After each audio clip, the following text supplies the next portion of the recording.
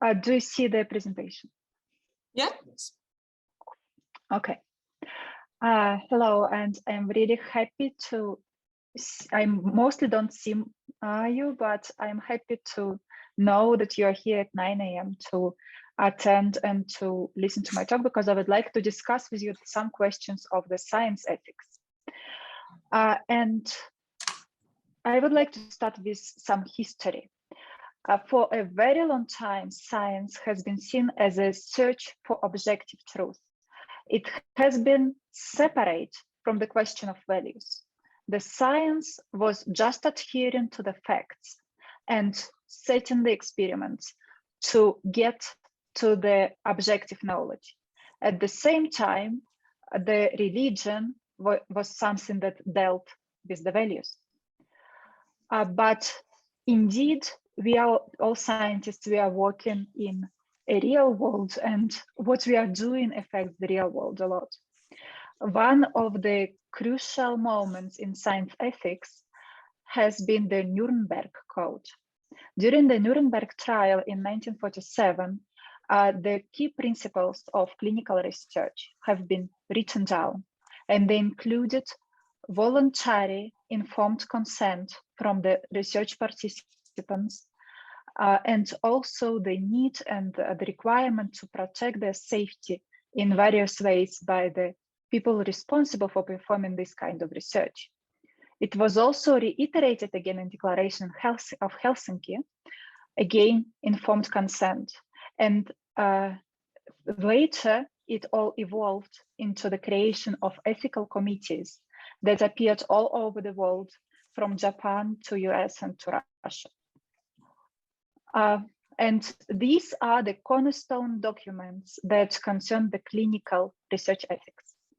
But indeed, we cannot just look at the clinical research ethics, even though it is of paramount importance. We also must consider that science has changed.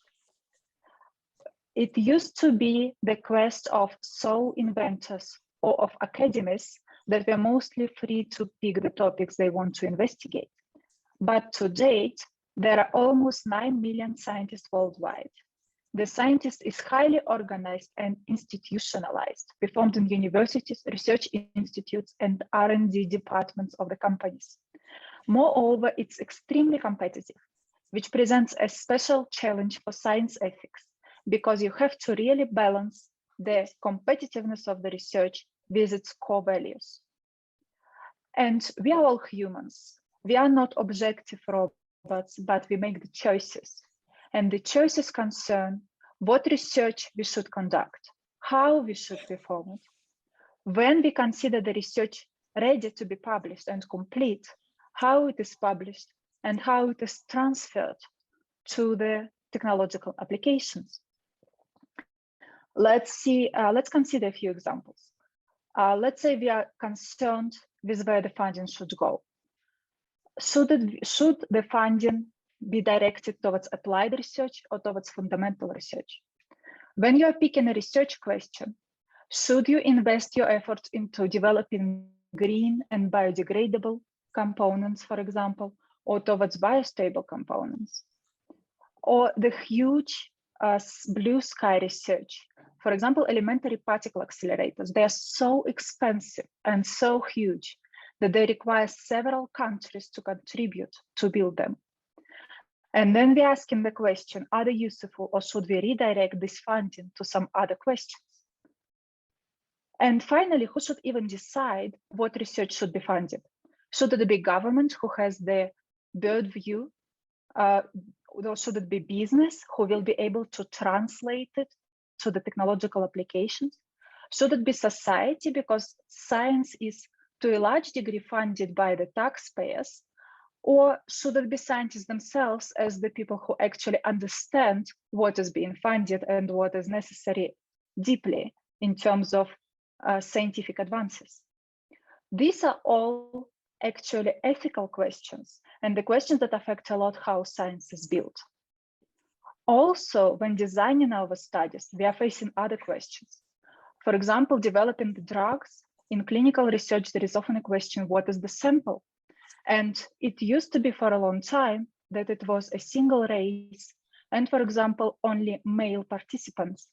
And there is some reasoning to that in terms of protecting the reproductive health and protecting the possibly pregnant women and their fetuses, but also to some degree it is not very convenient test subjects because women have hormonal cycles.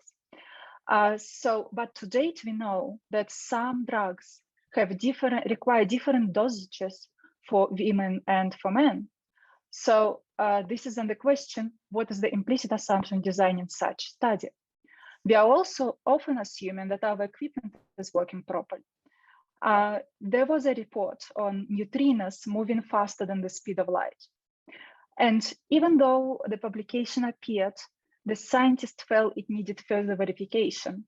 So they started looking and repeating and discovered that a cord was loose. So that is also an implicit assumption when we are setting up our experiments. And some research questions, especially when it comes to psychology or medicine, they may have societal implications. For example, what if we decide to compare the female and male intellect, and it turns out that there is a difference? What will it mean? Will it mean discrimination, for example? And what if there is no difference? What will be the effect of such study? And the question that everybody faces, every scientist, are our data enough to make the conclusion? How do we balance the conscientious use of funds that we should use with great care, and at the same time, the reliability of our conclusions? And considering that there are so many scientists, some of these questions have been codified. That is, they have been formulated in the form of codes. And one of such codes is the European Code of Conduct for Research Integrity. It starts with outlining 4 principles: reliability, honesty, respect, and accountability. And what I want to do today is to contrast it with the Russian edition of the code that has been developed by Russian Union of Scientific and Engineering Organizations in 2002. It starts with the principles as well. The principles are, in some respect, very similar. We are talking about reliability, about respect, but also about the lack of profit-seeking, about considering the consequences and taking an effort to minimize them. Interestingly, it also talks about the value of creativity, how the creativity is a key value and a key moral principle of a person involved in scientific or engineering endeavor. Also increasing the prestige of Russian scientists and engineers. While the European Code of Conduct doesn't specifically talk about prestige, many European codes for engineers talk about the integrity of the profession that needs to be maintained. So here we see the principle of increasing the prestige of the profession for Russian. But also it writes down the principles that should be developed. And here we see some contrast to what the European code states. For example, the Russian code, the Code of Ethics for Scientists and Engineers, highlights the need for the value of collectivism and partnership, but also patriotism. So here, the position of the scientist and the position of the citizen become intertwined. And also, it explicitly states that the science has to be effective in the sense of being valuable and addressing immediate needs of the people who will benefit from it. To such degree that it even states that any idea that does not meet the vital needs of the individual and the interest of the society, even if it is technically correct, is immoral. And also non-creative labor, where creativity is possible, is immoral. Now, both codes start with the principles, but the European Code of Conduct for Research Integrity continues with good research practices and the violations of research integrity. For example, it states such basic things that you have to consider the state of the art when doing research, but also that you need to discuss the terms of collaboration before you start a research partnership.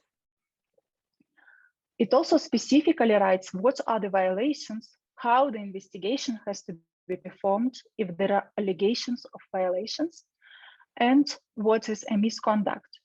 That makes the European Code more practical.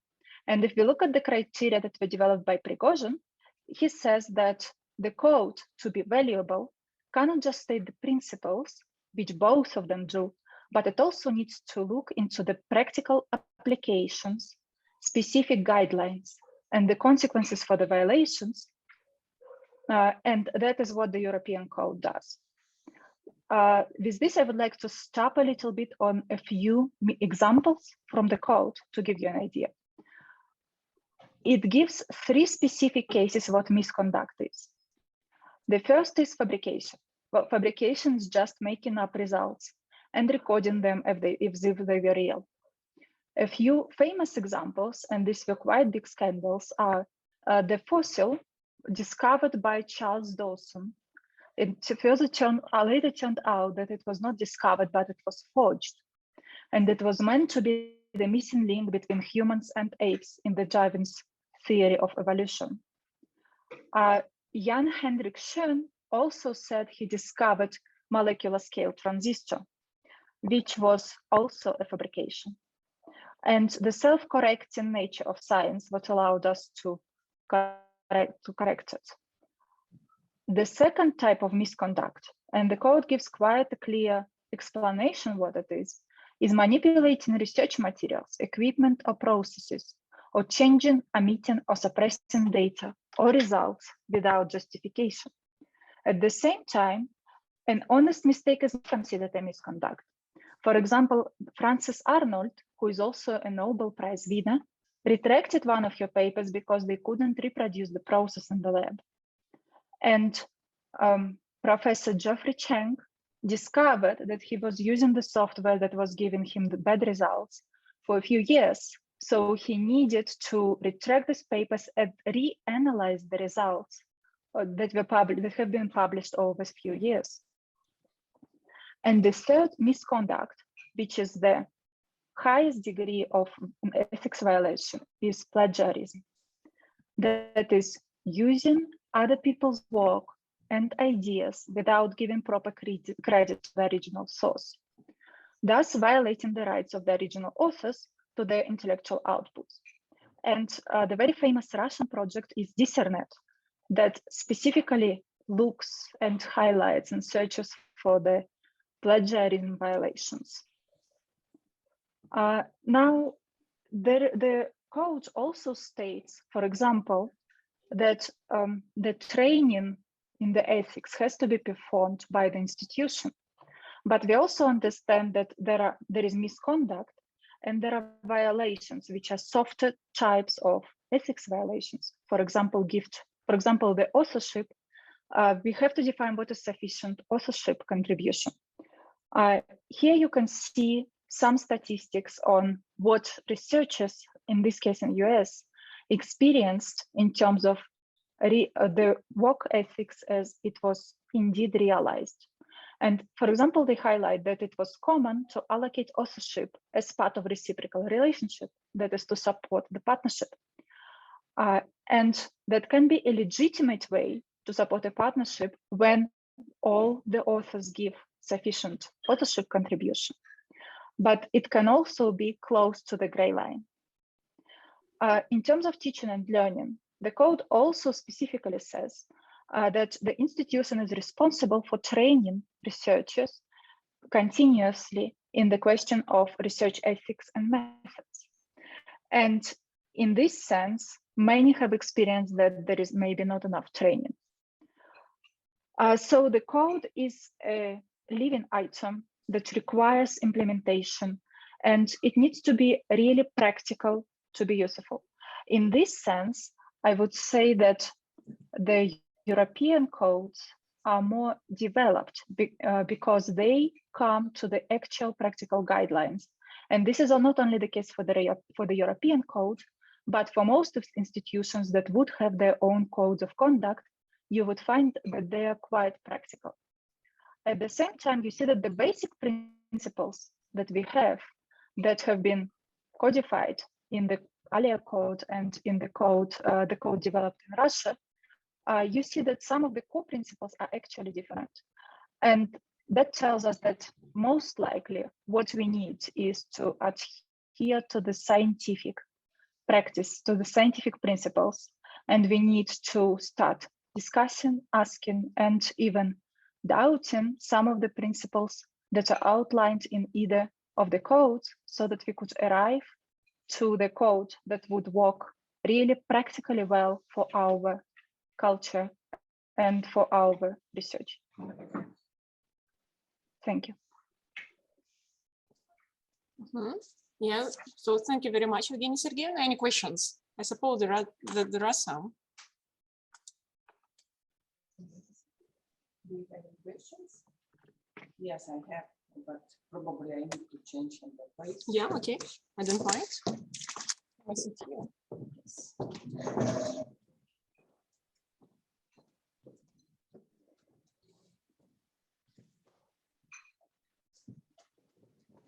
Thank you very much, Evgenia. I'm so happy to see you today and a little bit talk with you. Thank you for your interesting presentation, of course, but I'd like to ask you, could we find a balance between absolutely close information from something about industrial technologies and open researchers? How could we find this balance? Yes, thank you, Olga. So the issue is, to a large degree, is that the competition requires the know-how to be kept secret. And the science, or one of the key values of science, is publishing your results openly. So this is not the first time I'm asked this question, I'm afraid, and I don't have a good answer, because the codes say the results have to be reported in such a way that they are reproducible. Mm-hmm. So they can be replicated by another group. That means you have to disclose all significant details, and at the same time, research, applied research, specifically requires that you hide some of the significant details. So what is normally done is that some of the details are omitted. That's the practice, but that is not what the codes recommend. So ideally, one would separate the results that go into applied science and the results that go into fundamental science. Maybe there are specialists who can answer this question, specifically this question, but from what as I understand the codes, you are supposed to separate these two types of research. Mm-hmm.